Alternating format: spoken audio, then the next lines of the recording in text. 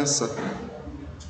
Eu peço aos amados irmãos que abram a palavra de Deus no Evangelho segundo Mateus, capítulo 6. O Evangelho segundo Mateus, capítulo 6. Nós faremos uma leitura do verso 24 ao 26. O Evangelho segundo Mateus, capítulo 6, do 24 ao 26, que diz assim a palavra de Deus: Ninguém pode servir a dois senhores, porque ou há de aborrecer-se de um e amar ao outro, ou se devotará a um e desprezará o outro. Não podeis servir a Deus e às riquezas.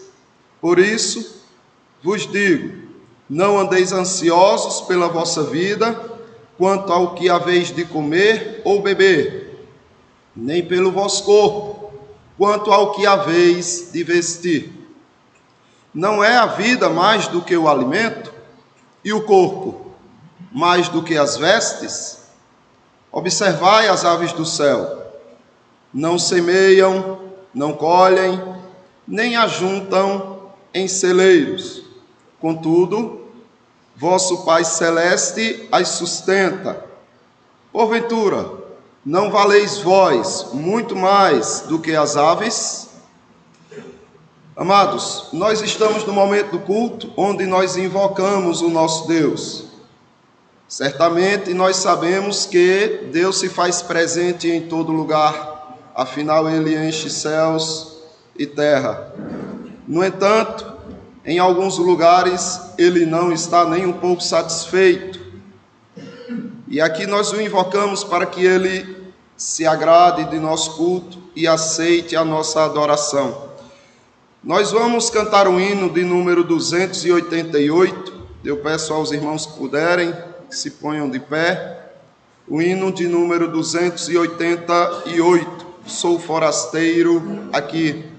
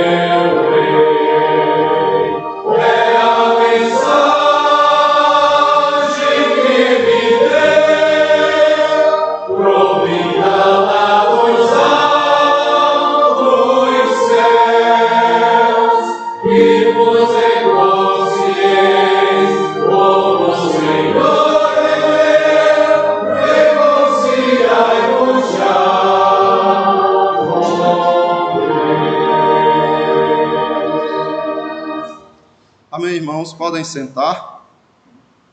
Meus irmãos, nós invocamos a face do nosso Deus. E por que fizemos isso logo de início e não pedimos perdão inicialmente pelos nossos pecados? Porque nós teríamos uma visão muito rasa do quão indignos somos, e ao invocarmos o nosso Deus, Ele revela em nós o quanto somos carentes do seu perdão e de sua graça. Mas antes de suplicarmos o perdão do Senhor, eu quero que o reverendo Michel nos conduza a Deus em oração, agradecendo pela presença dele em nosso meio. Santo Deus, nosso Senhor, nós te louvamos e bendizemos o teu santo nome e agradecemos, ó Pai, pela oportunidade de estarmos mais uma vez em tua presença, podendo prestar culto de adoração e louvor à tua glória pelos méritos de Cristo Jesus, nosso Senhor. Amém. Te pedimos, ó Pai, que nos abençoe, nos iluminando, ó Deus, com teu Santo Espírito, para que todos os atos deste culto sejam, ó Deus, em adoração e que sejam agradáveis a Ti, ó Pai. Abençoa-nos, ó Pai. Ajuda-nos a nos concentrar. Ajuda-nos, ó Deus, a nos dedicar, ó Deus, em todo este momento que nos concede e que é oportuno para este propósito. Amém. Continue abençoando o teu servo e iluminando também com o teu Santo Espírito, para que conduza este culto também para a honra e glória do teu santo nome. Senhor, nós oramos agradecidos em nome do Senhor Jesus. Amém. Amém. Amados, após invocarmos a presença do nosso Deus, diante dele tememos, pois lembramos quem somos e o quão falhos somos diante dele. Por isso, chegamos no momento do culto onde nós confessamos a Deus os nossos pecados. Senhor, a Ti confessamos. Vamos fazer uma leitura no Evangelho ainda segundo Mateus, a continuação do nosso texto, Mateus capítulo 27 ao 32. No Evangelho segundo Mateus, capítulo 6, do 27 ao 32. Assim diz a palavra de Deus: Qual de vós, por ansioso que esteja, pode acrescentar um côvado ao curso da sua vida? E por que andais ansiosos quanto ao vestuário? Considerai como crescem os lírios do campo. Eles não trabalham, nem fiam. Eu, contudo, vos afirmo que nem Salomão, em toda a sua glória, se vestiu como qualquer deles. Ora, se Deus veste assim a erva do campo, que hoje existe e amanhã é lançada no forno, quanto mais a vós outros, homens de pequena fé. Portanto, não vos inquieteis, dizendo: que comeremos, que beberemos, ou com que nos vestiremos?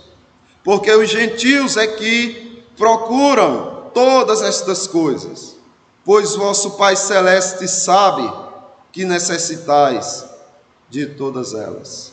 Amém, irmãos.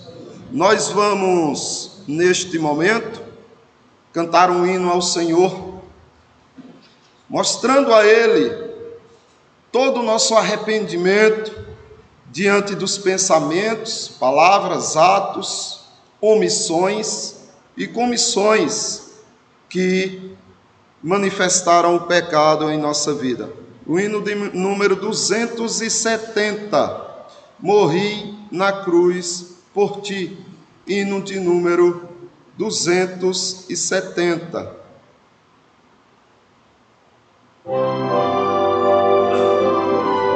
Fiquemos de pé.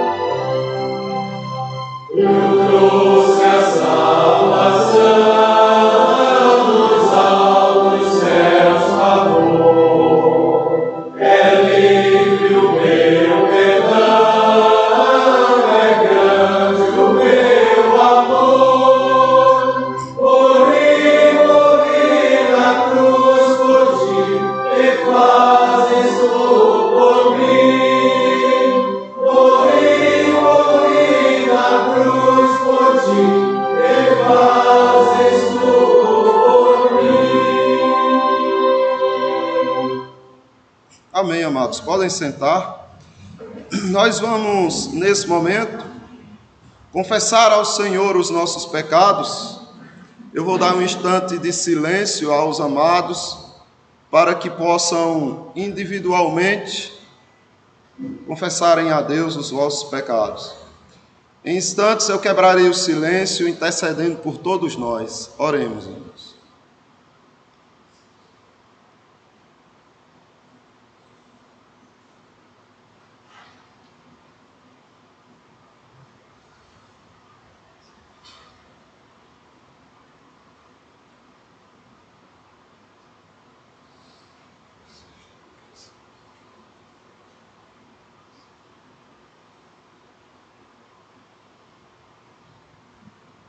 Senhor Deus, santo, santo, santo és diante de toda a tua criação, Senhor.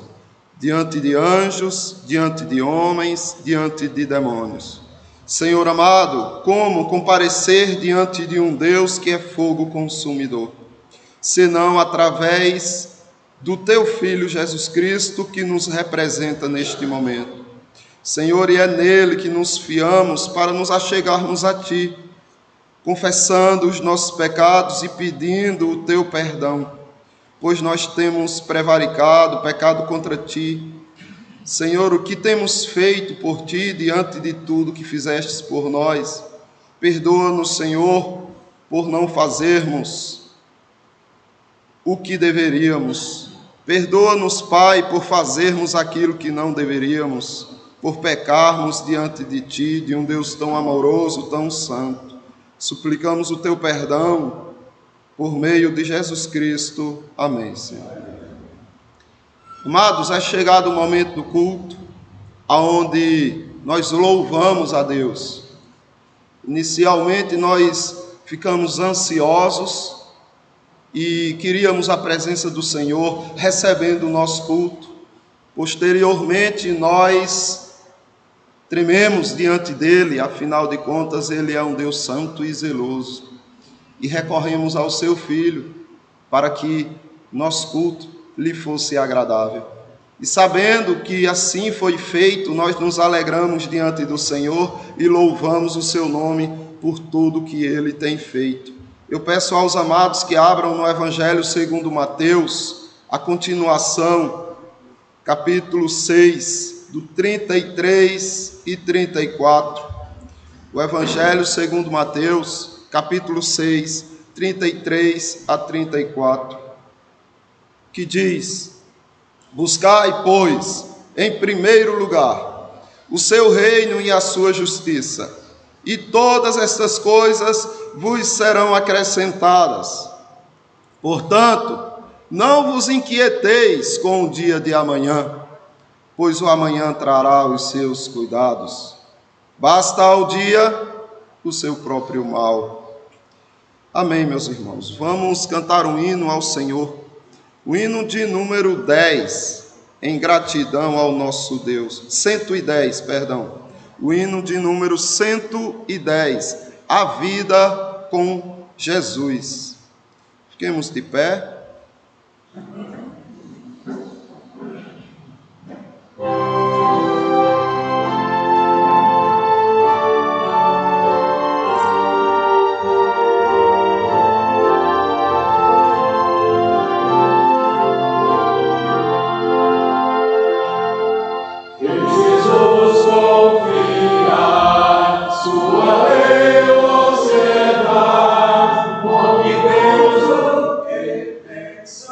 Okay.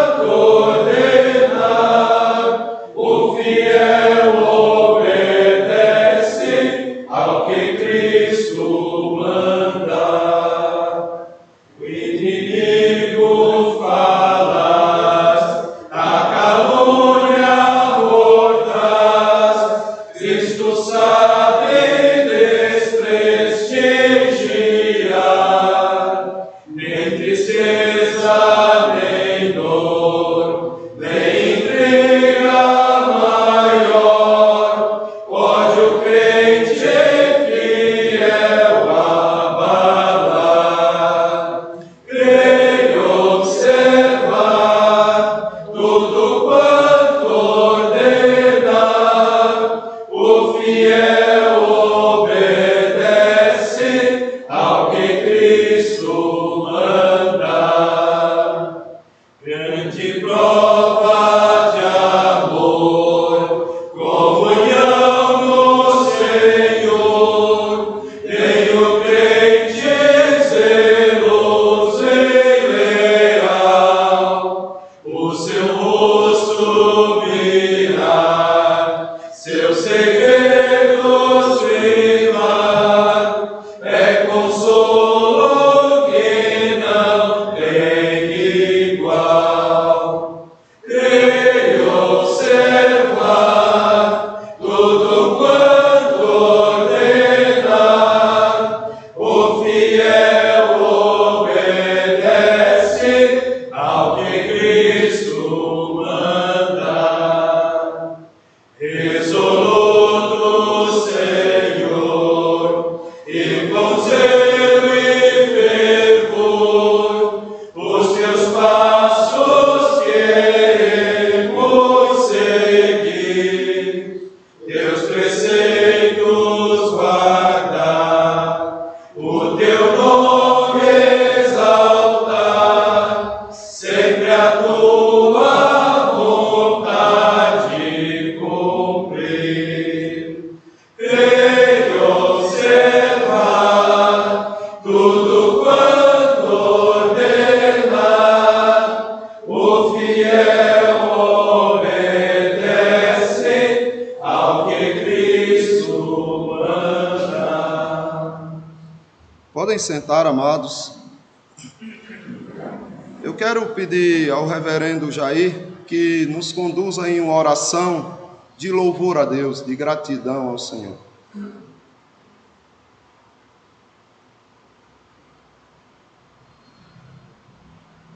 Querido Deus, eterno Pai, maravilhoso Deus, ter esse privilégio, Pai, de te louvar nas nossas vidas, expressar a Deus com essas poesias, desses hinos, ó Pai, que falam do Senhor, do Amém. do Senhor faz. Deus louvado, Pai, pelo teu Filho, que o Senhor enviou, sendo nosso mediador, somente através dele fomos reconciliados com o Senhor. Louvamos que o Senhor nos fez a tua imagem e semelhança. Mesmo quando nos desviamos, o Senhor vem nos buscar com o teu Filho, com o teu Espírito, agindo em nossos corações, em nossas vidas. Amém. Deus te fez a igreja, louvamos pela igreja. O Senhor deixou também a tua palavra, esse manual, ó Deus, pelo qual podemos conhecer a tua vontade, ó Deus, seguir os teus passos. Louvamos, ó Pai, pela vida da igreja. Amém. Louvamos, ó Pai, porque o Senhor também nos chama para servir através da igreja, com crentes, diáconos, presbíteros, pastores. Por isso estamos aqui reunidos, ó Pai, em povo do Senhor, como presbitério. Louvamos pela igreja. Louvamos, ó Pai, pelo teu reino. Pai, que o Senhor é o Rei dos Reis, o Senhor Jesus, o teu domínio sobre tudo e sobre todos. Por isso, ó Pai, queremos te louvar nesta manhã. Louvamos, ó Pai, pela vida do nosso irmão Júlio que está à frente. Louvamos porque um dia o Senhor salvou, buscou e o chamou também, ó Deus, para trabalhar no teu Deus. Louvamos pela sua vida, pela vida da sua família. Louvamos, ó Pai, por esta igreja que te céu. Ó Deus, continue conosco nesse dia. Queremos continuar te louvando e glorificando pelo que tu és. Obrigado, Deus, por esse dia. Podemos oferecer ao Senhor em nome de Jesus. Amém. Amados, nós entramos no momento do culto, onde Deus fala ao seu povo: Senhor, tu que falas à igreja. Então eu quero pedir mais um momento de oração, para que os irmãos possam interceder pelo pregador, que reconhece sua indignidade e sua incapacidade, e que só está aqui porque confia no poder e na ação do Espírito Santo. Eu farei esta oração e eu peço que os irmãos também orem no coração. Senhor Deus e Pai, suplico, Senhor, que venha sobre mim neste momento, para que tudo, Pai amado, que for anunciado aqui, provenha das Tuas Santas Escrituras. Que o pregador diminua, Pai, suma diante da excelência e sublimidade de Tua Palavra. Que apenas Cristo Jesus seja edificado neste momento nas nossas vidas, seja solidificado em nossas vidas e seja engrandecido em nosso meio. Assim te pedimos, no nome do Teu Filho. Amém.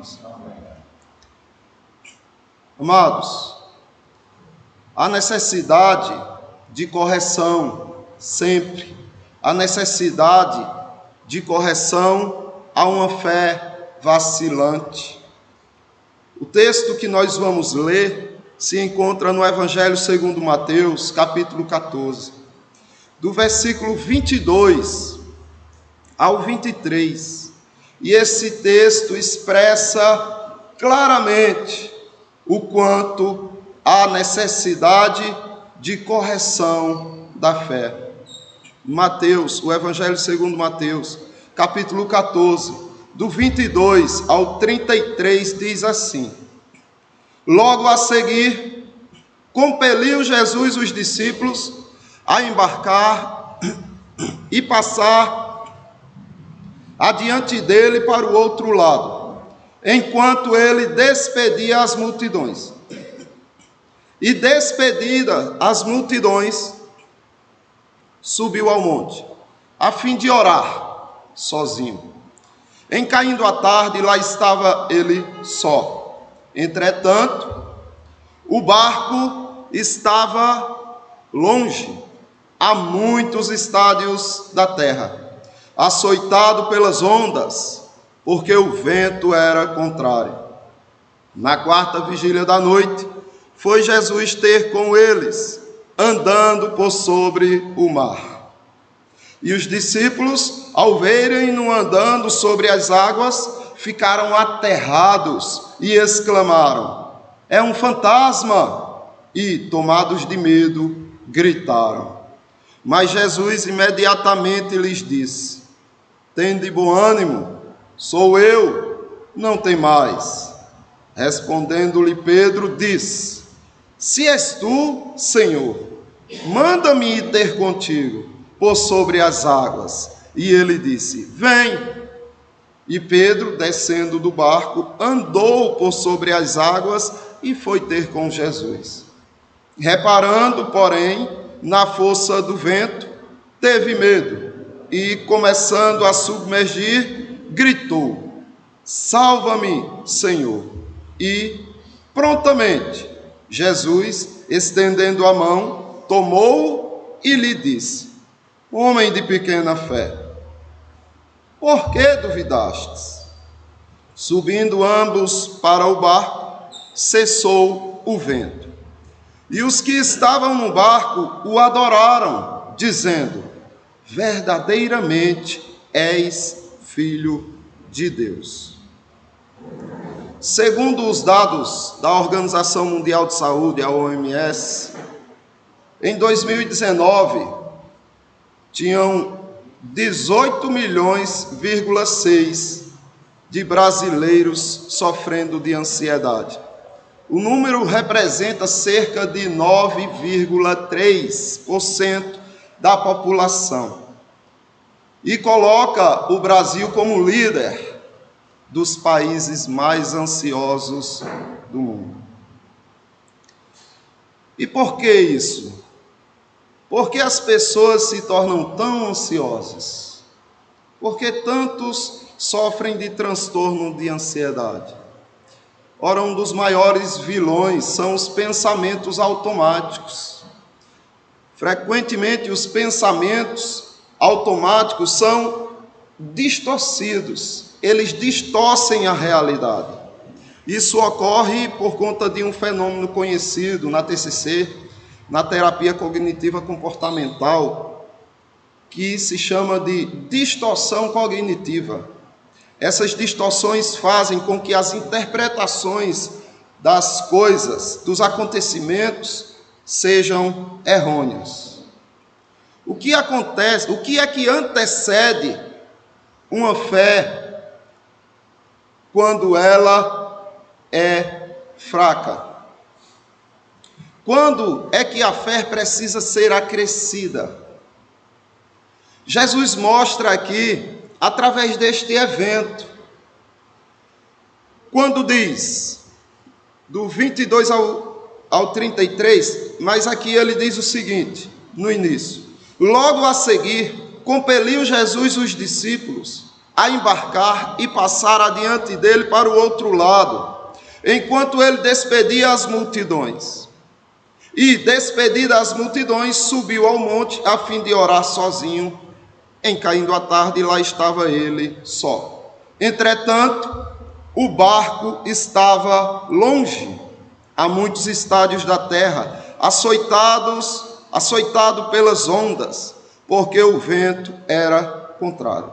Mas aqui é importante a gente atentar para essa palavra: compeliu Jesus os discípulos. Na verdade, o que está querendo dizer aqui é que Jesus forçou os discípulos a embarcarem e seguirem sem ele. Compeliu, empurrou, foi uma coação para que eles subissem no barco. Isso leva a entender que eles não queriam. Mas por que eles não queriam? Estavam com medo do mar? Como? Se a maioria era pescador. No entanto, se você observar, antes disso, aconteceu um evento muito traumático na vida dos apóstolos. Certa vez, Jesus Cristo estava num barco dormindo e aconteceu uma tempestade também. E eles entraram em pânico. Eles começaram a se desesperar e perguntaram: mestre, não te incomodas de morrermos? E o Senhor repreendeu o vento e o mar e tudo se acalmou. E o que eles disseram? Eles disseram: quem é este que até o mar e o vento obedece? E agora Jesus Cristo manda eles irem para o mar. Só que dessa vez ele não estaria num barco, nem sequer dormindo. E provavelmente os apóstolos, os discípulos pensaram: a gente vai para o mar, e se der outra tempestade daquela, quem vai nos acudir? Porque pelo menos ele estava conosco no dia. E aí a ansiedade toma conta do coração deles e eles não querem ir. Até que Jesus os obriga a ir. Aqui você já pode observar que há um cuidado de Jesus Cristo com o crescimento da fé desses apóstolos. Porque Jesus Cristo aqui usa uma técnica que hoje é conhecida como técnica de exposição. É quando você tem medo, fobia de algum local ou de alguma coisa, e para que você supere e vença aquilo, você precisa ser exposto àquela situação. E eles tinham medo. Agora eles criaram um trauma do mar, e Jesus Cristo está expondo eles a esse problema. Quando a fé é vacilante, a visão fica distorcida. Observe as distorções cognitivas que os apóstolos aqui tinham. Ele diz: na quarta vigília da noite, foi Jesus ter com eles, andando por sobre o mar. E os discípulos, ao verem-no andando sobre as águas, ficaram aterrados e exclamaram: é um fantasma! E, tomados de medo, gritaram.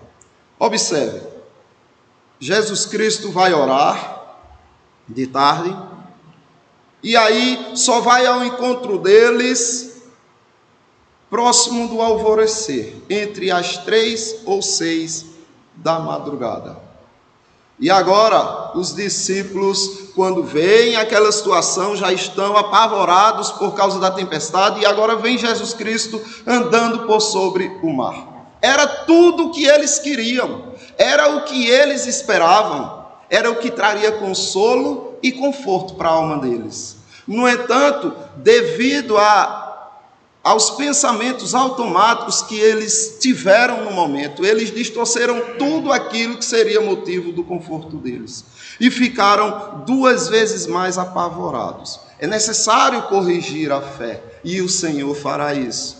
Antes de entrar para os pontos que o Senhor age para corrigir estas distorções dos discípulos, eu quero ilustrar o que seriam as distorções cognitivas, usando o meu próprio exemplo ao vir para cá.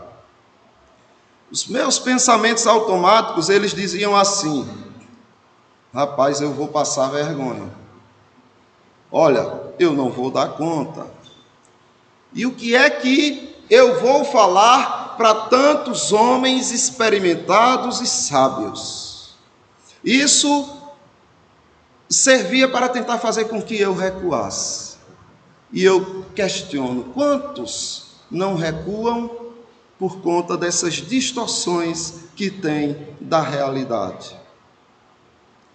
Pensamento corrigido seria o seguinte: eu tenho como dar conta. Não, eu não tenho como dar conta mesmo. Isso é uma verdade. No entanto, quem está comigo pode dar conta por mim. Isso é a correção. Por que eu deveria temer passar vergonha, por exemplo? Por quê? Se a vergonha é um fator que dá crescimento à minha vida com Cristo. Ou por que eu deveria me preocupar em falar para impressionar os sábios, se apenas o que o Senhor me pede é que eu fale da sua palavra? Então aqui estariam as correções de um exemplo simples. E de um exemplo mais dramático, eu trago aqui outra ilustração que seria o seguinte: imagine que eu pregando aqui e tenho um infarto fulminante. Eu morro aqui pregando diante dos amados. Quais seriam os pensamentos automáticos que os irmãos teriam? O que viria à mente de imediato?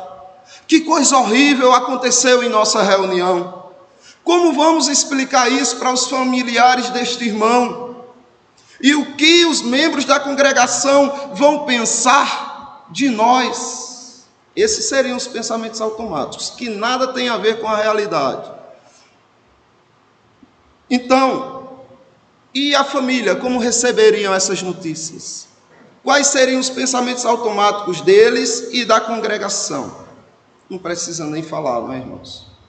De certa forma é compreensível que houvesse uma certa angústia, mas o ocorrido não poderia ser desproporcional àquilo que Cristo permite, nem poderia tomar um tempo muito grande de aflição. Por quê? Porque o que ocorreu, na verdade, foi que o irmão Júnior foi promovido ao cargo mais alto que alguém jamais no mundo, que aqui ainda vive, pôde experimentar. O irmão Júnior agora tem diante dele a glória eterna com o Altíssimo Sublime Senhor de sua vida, motivo de gozo máximo e de alegria plena. Isso seria a realidade. Era o que deveria servir de consolo, de conforto, mas nem sempre ocorre nos eventos difíceis devido aos pensamentos automáticos. Então, como corrigir uma fé pequena? Jesus Cristo mostra quando ele diz o seguinte aos seus discípulos: mas Jesus imediatamente lhes disse: tende bom ânimo, sou eu, não temais. Então, primeiro, você precisa entender que para corrigir os pensamentos automáticos distorcidos, a fé fraca dos irmãos ou a sua, você precisa ter a palavra de amor do Senhor. Coisa bonita aqui, o Senhor: tende bom ânimo. Ei, não é o que vocês pensam. Não temam, sou eu. E Pedro passou por essa situação. E Pedro, na sua primeira epístola, capítulo 1, versículo 5, ele fala como é bom estar sobre os cuidados do amor de Deus, que sois guardados pela fé, pelo poder de Deus, mediante a fé, para a salvação preparada para revelar-se no último tempo. Sois guardados, vocês não são desamparados. O apóstolo Paulo, ele diz aos Filipenses, capítulo 4, do 4 ao 5, alegrai-vos sempre no Senhor. Outra vez digo, alegrai-vos. Seja a vossa moderação conhecida de todos os homens. Perto está o Senhor. Perto de quê? Perto de voltar? Sim, também. Perto para observar a sua moderação diante de todos os homens? Também. Por que não? Perto para cuidar de cada detalhe de sua vida? Claro. Por que não? Eis que estou convosco todos os dias até a consumação dos séculos. Então aqui você observa isso, que o apóstolo Paulo, ele sabia que poderia se alegrar e viver dignamente, porque perto está o Senhor. Como estava perto dos discípulos ali, eles nem imaginavam. Paulo reconhece também que não há motivos para temer qualquer coisa que venha contra o crente. Em Romanos, na sua epístola aos Romanos, capítulo 8, 31, ele diz assim: que diremos, pois, à vista destas coisas? Se Deus é por nós, quem será contra nós? Percebem, irmãos? Você percebe? Quem pode ir contra você? Se Deus é por você. Uma tempestade? Não, nada. A tempestade nada pode contra um escolhido de Deus, senão a favor dele. Paulo reconhece que o mais importante já foi dado com Cristo. Aquele que não poupou o seu próprio filho, antes, por todos nós o entregou. Porventura, não nos dará graciosamente com ele todas as coisas? Então percebem que aqui são palavras que tentam mostrar o quão o crente é incoerente quando entra em crise de ansiedade. Ele deu todas as coisas juntamente com Cristo, inclusive alegria e paz, mesmo que você esteja no vale da sombra da morte. Então a correção a uma fé pequena passa pela palavra de amor do Senhor, mas passa também pela palavra de correção do Senhor. Observe o que acontece aqui. Respondeu-lhe Pedro, disse: se és tu, Senhor, manda-me ir ter contigo por sobre as águas. E ele disse: vem. E Pedro, descendo do barco, andou por sobre as águas e foi ter com Jesus. Reparando, porém, na força do vento, teve medo. E, começando a submergir, gritou: salva-me, Senhor.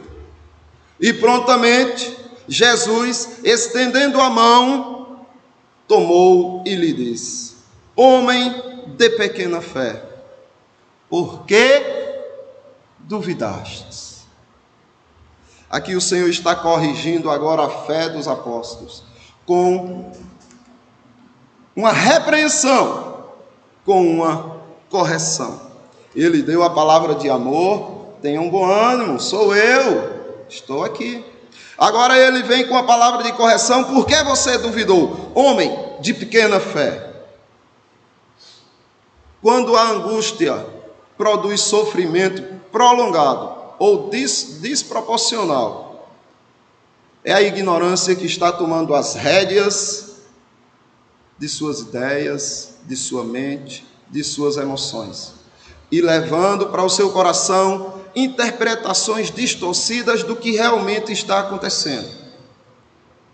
Pode ser que seja necessário o remédio, e o remédio é o enfrentamento. Ele pode ser amargo, pode ser uma repreensão, sim. Pedro entendeu também o valor da advertência aos que vivem distante do Senhor. Ele diz: amados, na sua primeira epístola, capítulo 2, versículo 11: amados, exorto-vos, eu aconselho, eu advirto vocês, como peregrinos e forasteiros que sois, a vos absterdes das paixões carnais que fazem guerra contra a alma. Então aqui Pedro está chamando esses irmãos à responsabilidade, porque ele sabe que é preciso uma palavra de correção também, e não só de amor, no sentido de uma palavra agradável. Pedro adverte ainda sobre a necessidade de firmeza, de você não ficar titubeando diante daquilo que é teu dever. Na sua segunda epístola, capítulo 3, 17 e 18, ele diz: vós, pois, amados, prevenidos como estáis de antemão, acautelai-vos. Não suceda que, arrastado pelos erros destes insubordinados, decaiais da vossa própria firmeza. Antes, crescei na graça e no conhecimento do Senhor Jesus, do Senhor e Salvador Jesus Cristo. A Ele seja a glória, tanto agora como no dia eterno. Paulo também, ele entendeu o valor da advertência e exorta contra a ansiedade, quando ele diz, na sua epístola aos Filipenses, capítulo 4, versículo 6: não andeis ansiosos de coisa alguma, em tudo, porém, sejam conhecidas diante de Deus as vossas petições, pela oração e pela súplica, com ações de graça. O crente pode cair em ansiedade? Pode. O crente pode andar com ela? Não. Então, o que o crente deve fazer quando cair em ansiedade? Cair de joelhos. Em oração você pode derramar a sua ansiedade diante do Senhor, mas você não pode se levantar o mesmo. O sábio mostra o valor da repreensão e o quanto ela é importante. Os ouvidos que atendem à repreensão salutar no meio dos sábios têm a sua morada. O que rejeita a disciplina menospreza a sua alma. Porém, o que atende à repreensão adquire entendimento. Provérbios capítulo 15, 31 e 32. E o sábio ainda diz, no 12, versículo 1: quem ama a disciplina, ama o conhecimento, mas o que aborrece a repreensão é estúpido. Então, corrigida a fé pela palavra de amor, corrigida a fé pela palavra da repreensão, é preciso que você se mostre experimentado na palavra do Senhor. Ela passa a ser real o crescimento da tua fé quando você observa para a sua experiência com o Senhor. É algo singular, é algo só teu. A tua experiência não é a minha. Ela pode servir de estímulo para mim, mas cada um tem sua experiência particular com o Senhor, mas é uma experiência que vem pela palavra do Senhor. Subindo ambos para o barco, cessou o vento, e os que estavam no barco adoraram, dizendo: verdadeiramente, este é Filho de Deus. Experimentaram. Foi algo pessoal entre eles e o Senhor. E nesse momento está havendo algo pessoal entre Deus e cada um irmão aqui. E cada culto ou cada acontecimento na vida dos amados é algo pessoal entre você e Deus, que muitas vezes é ignorado. E maravilharam-se os homens, dizendo: quem é este que até o vento e o mar obedecem? Lembram? Em Mateus capítulo 8, versículo 27, quando o Senhor estava dormindo. Então eles ficaram maravilhados, mas eles conheceram agora, tiveram essa experiência, só que o Senhor queria acrescer ainda mais a fé deles. E disseram: sim, vocês tiveram uma experiência comigo, junto comigo no barco. Agora vocês vão ter uma experiência de que eu, mesmo distante, socorro vocês. Pedro aponta para a importância da experiência com o Senhor. Na sua primeira epístola, capítulo 2, versículo 1 a 3, ele diz: despojando-os, portanto, de toda maldade e dolo, de toda hipocrisia e invejas, e de toda sorte de maledicências, desejai ardentemente, como crianças recém-nascidas, o genuíno leite espiritual, para que, por ele, pela palavra, vos seja dado crescimento para a salvação, se é que já tendes experiência que o Senhor é bondoso. É necessário experiência, é necessário uma vida particular com Cristo. Só conhecimento o joio pode ter. Conhecimento e experiência com o Senhor só o eleito regenerado o terá.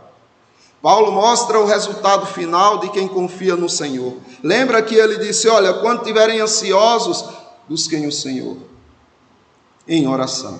E depois de você buscar em oração, ele diz: e a paz de Deus, que excede todo o entendimento, guardará o vosso coração e a vossa mente em Cristo Jesus. Filipenses capítulo 4, versículo 7.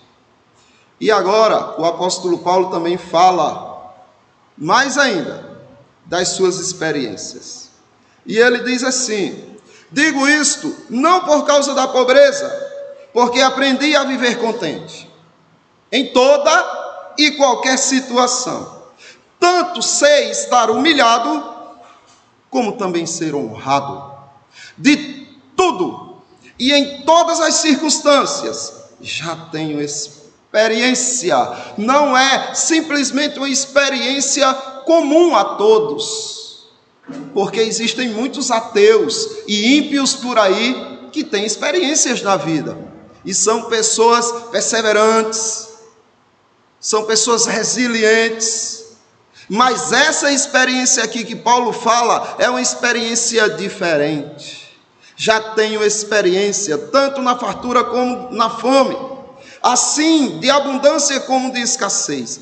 Tudo posso, agora observe, tudo posso naquele que me fortalece. É uma experiência com aquele que o fortalece. Todavia, fizeste bem, associando-vos à minha tribulação. Paulo falando na sua epístola aos Filipenses, capítulo 4. E ainda ele diz o seguinte aos Romanos, na sua epístola, capítulo 5, do 1 ao 4. Justificados, pois, mediante a fé, temos paz com Deus, por meio do nosso Senhor Jesus Cristo. Será que você tem essa paz? Eu sei que tem. O problema é, será que você está prestigiando esta paz? Por intermédio de quem obtivemos igualmente acesso, pela fé, a esta graça na qual estamos firmes. E gloriamo-nos na esperança da glória de Deus. E não somente isto, mas também nos gloriamos nas próprias tribulações, nessas experiências que estamos tendo, difíceis, sabendo que a tribulação produz perseverança, e a perseverança, experiência, e a experiência, esperança. Então, amados, é necessário que tenha essa comunhão, que haja comunhão com o Senhor. Só os fortes perseveram, mas os fortes no Senhor, não os fortes à ótica do mundo, na visão do mundo. Tiago, na sua primeira epístola, no capítulo 1, 2 a 4, ele diz: meus irmãos, tende por motivo de toda alegria o passardes por várias provações, sabendo que a aprovação da vossa fé, uma vez confirmada, produz perseverança. Ora, a perseverança deve ter ação completa, para que sejais perfeitos e íntegros, em nada deficiente. Então, o que é que está acontecendo aqui, amados?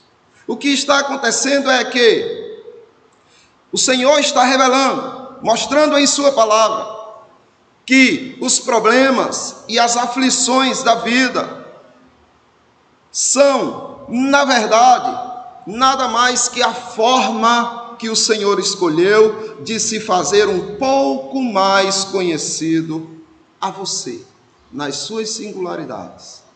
E muitas vezes se murmura, se perde a paz, simplesmente porque o Senhor está próximo e você vê nada mais que um fantasma, por conta de seus pensamentos automáticos, de suas distorções cognitivas. E eu encerro lembrando aos irmãos, a correção de uma fé pequena passa pela palavra de amor. A correção de uma fé pequena passa pela palavra de repreensão. A correção de uma fé pequena passa pela experiência com o Senhor e sua palavra. Que o Senhor Deus nos abençoe e que aplique em nossos corações a sua mensagem. Meus irmãos, nós chegamos no momento do culto onde nós respondemos ao Senhor, a doxologia. Senhor, a ti respondemos. E eu peço aos amados que abram a palavra no Evangelho segundo Mateus, capítulo 10, do 28 ao 30. O Evangelho segundo Mateus, capítulo 10, do 28 ao 30, que diz: Não temais os que matam o corpo e não podem matar a alma. Temei antes aquele que pode fazer perecer no inferno tanto a alma como o corpo. Não se vendem 2 pardais por um as, e nenhum deles cairá em terra sem o consentimento de vosso Pai. E, quanto a vós outros, até os cabelos da cabeça estão contados. Amém, irmãos. Vamos cantar o hino de número 254, em resposta ao Senhor. Hino de número 254. Fiquemos de pé, irmãos.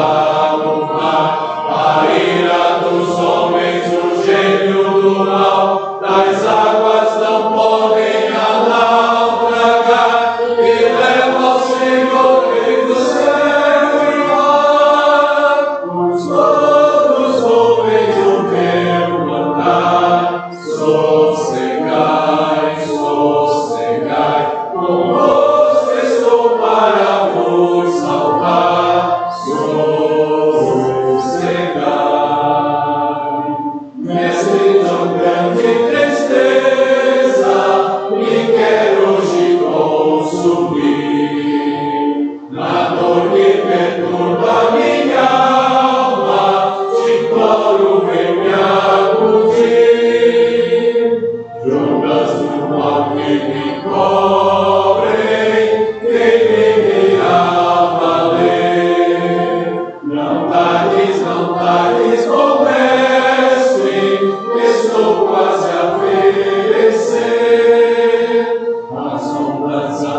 atendem ao meu mandar, sossegai.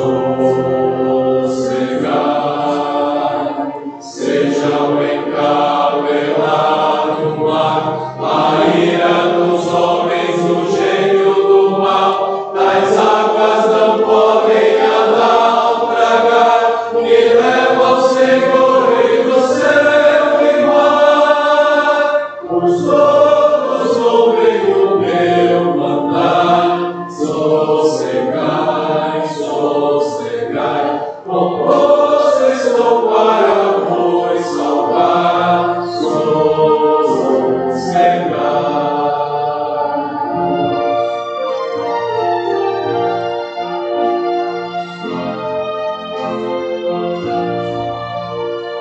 Mestre, chegou a bonança, em paz vejo o céu e o mar. O meu coração vos acalma, que não poderá findar. Fica ao teu lado, ó Mestre, dono da terra e céu. Eu hei de chegar bem seguro ao porto destino meu. As ondas atendem ao meu mandar, sossegai. Seja o encabelado mar, a ira dos homens, o gênio do mal, das águas não podem a naufragar, e leva ao Senhor, Rei do céu e mar. Os todos ouvem o meu mandar, sossegai, sossegai, composto estou para vos salvar,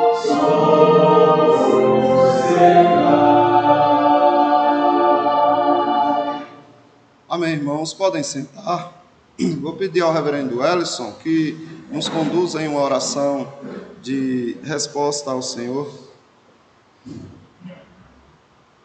Nós te bendizemos, ó Pai eterno, por esta oportunidade de culto, por termos sido lembrados através da Tua palavra das nossas fraquezas, das nossas limitações, mas ao mesmo tempo sermos lembrados do Teu grande poder, do Teu cuidado, do amparo que sempre encontramos na Tua providência.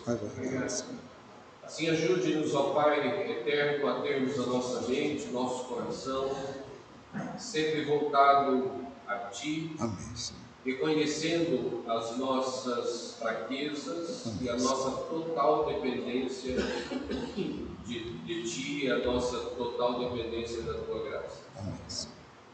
Continue conduzindo-nos, ó Pai, como o Senhor tem feito até aqui. É por Cristo que nós oramos. Amém. Amém, Senhor.